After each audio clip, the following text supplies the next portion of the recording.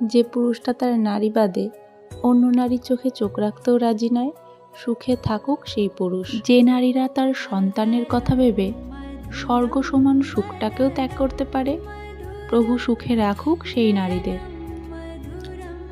যে ব্যক্তি কোনো পশুর শারীরিক কষ্ট দেখেও ব্যথা পায়, ভালো হোক সেই মানুষগুলো।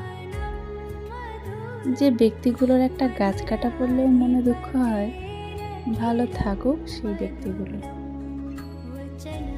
নিজের কথা চিন্তা না করে যারা আজীবন সংসারের জন্য পরিশ্রম করে, দীর্ঘজীবী হোক সেই ব্যক্তিগুলো।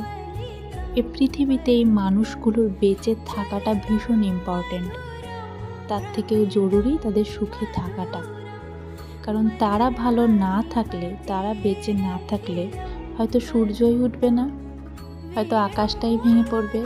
প্রকৃতির তো এই নিয়মটা থাকবে, ভালো যেমন থাকবে খারাপও তেমন থাকবে। তাই এই ভালো মানুষগুলো আছে বলেই হয়তো পৃথিবী তার ব্যালেন্সটাকে ধরে রাখতে পারছে। যেই দিন এনারা থাকবে না, সেই দিন হয়তো পৃথিবী ধ্বংস হয়ে যাবে।